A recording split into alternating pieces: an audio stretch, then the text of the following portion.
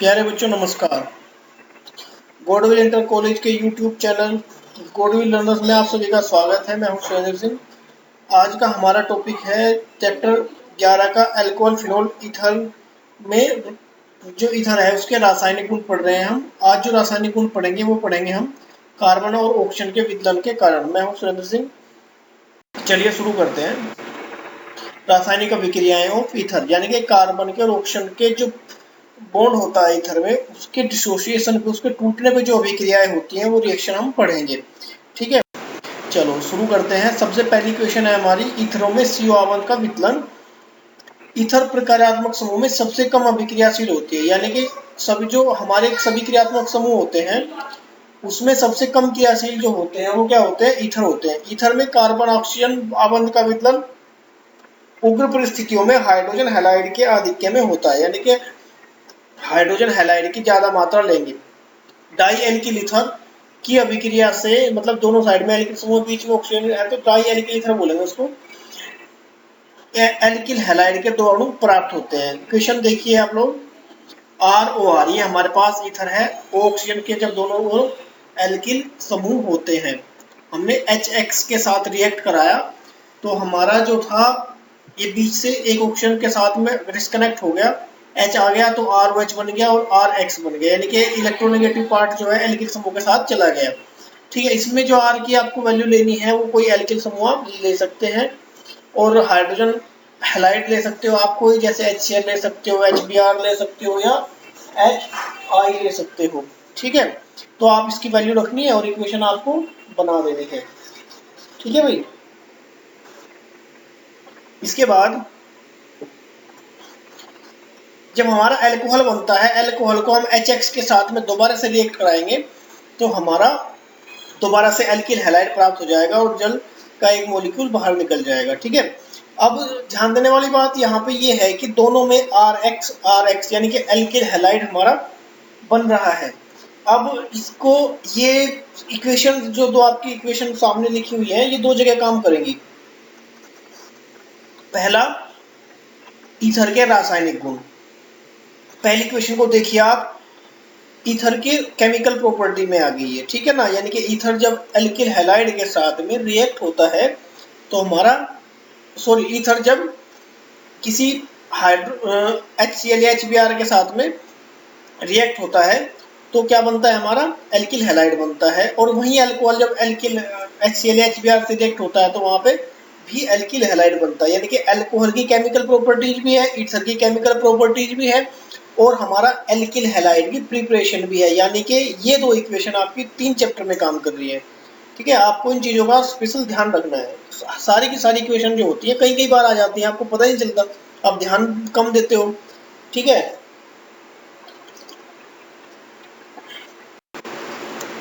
Aryl oxygen आबंध के अधिक स्थायी होने के कारण, अगर हम ऐसे ईथर की बात करते हैं जिसमें एक जगह एरिल होता है और वो एरिल जो है ऑक्सीजन से जुड़ा होता है, पहले ही हम एल्किल की बात कर रहे थे, तो एरिल ऑक्सीजन आबंध के अधिक स्थायी होने के कारण एल्किल एरिल ईथर का एल्किल ऑक्सीजन आबंध विचलित होता है। इस अभिक्रिया से फिनोल एवं एल्किल हैलाइड प्राप्त होते हैं। ध्यान रखना, जब इसमें फिनोल के साथ में, जब एरिल समूह के साथ में ऑक्सीजन होती है तो ऑक्सीजन जो है बेंजीन रिंग के साथ में रहता है। देखो हमारा ये ईथर है, एल्किल वेनिल ईथर हो गया हमारा, HX के साथ रिएक्ट करा जो H जो होगा वो ऑक्सीजन के साथ चला जाएगा और RX हमारा अलग हो जाएगा, यानी कि हमें इस इक्वेशन में ध्यान रखना है कि बेंजीन रिंग के साथ में ऑक्सीजन हमारा रहेगा।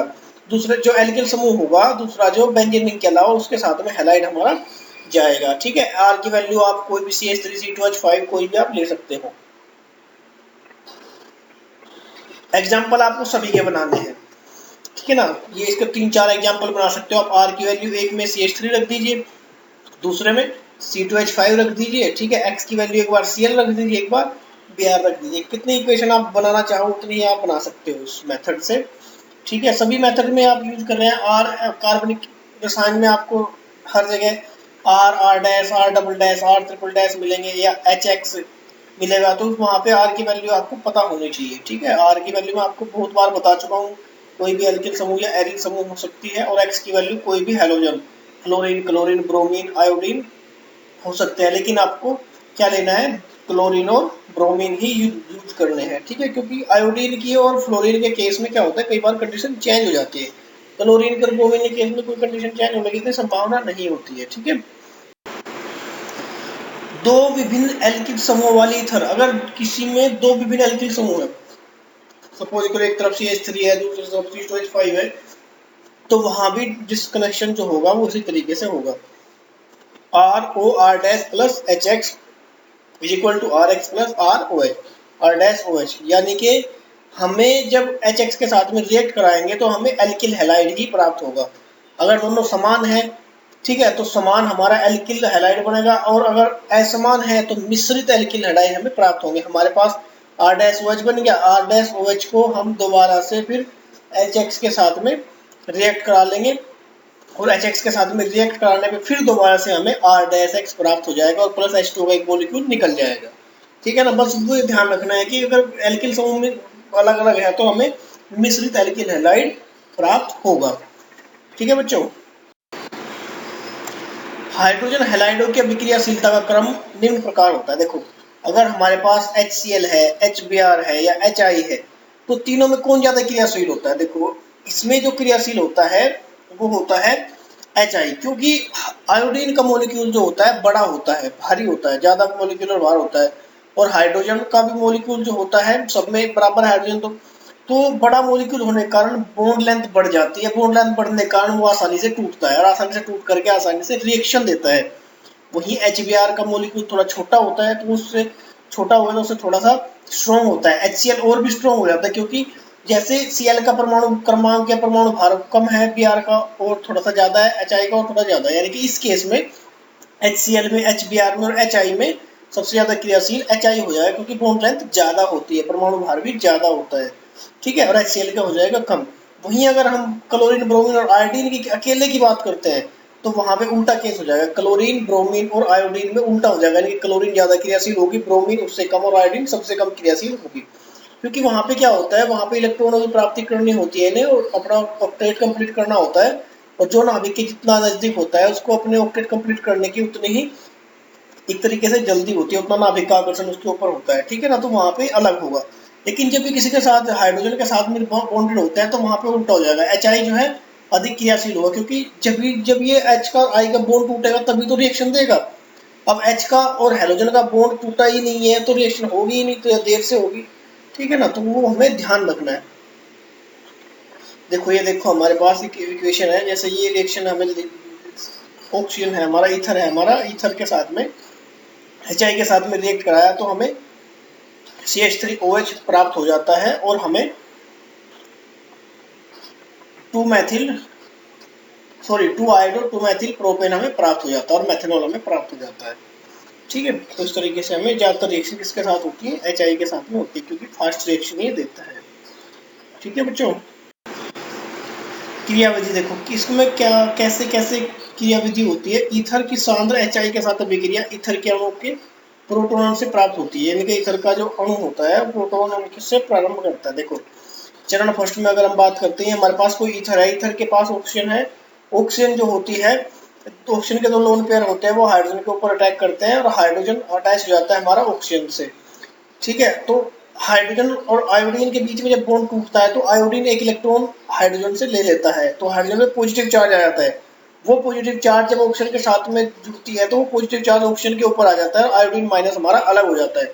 अभिक्रिया HI या HBr के साथ होती है, क्योंकि ये अभिकर्मक पर्याप्त अम्लीय होते हैं, क्योंकि आसानी से H+ आयन दे देते हैं, HCl आसानी से नहीं देता है। तो ये रिएक्शन किसके साथ लेनी है हमें? HCl के साथ, सॉरी HBr के साथ में या HI के साथ में। HI के साथ में ज्यादा बेटर रहेगी, क्योंकि उसकी बॉन्डिंग आसानी से हो जाती है और प्रोटॉन आसानी से दे देता है, ठीक है। सेकंड की बात करते हैं। आयोडाइड एक अच्छा नाभिक रागी है, यह पद फर्स्ट से प्राप्त ऑक्सीजनियम आयन के अल्पतम परिस्थिति कार्बन पर आक्रमण करता है और SN2 क्रियाविधि से पहले अल्कोहल अणु को विस्थापित कर देता है।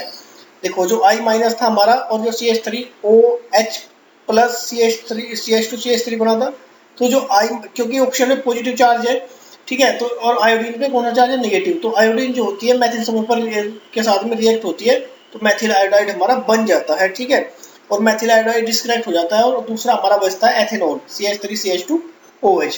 ठीक है, ये हमारा CH3CH2 यानी कि एथेनॉल हमारा अलग हो जाता है। ठीक है, और ये हमारा अलग हो जाता है।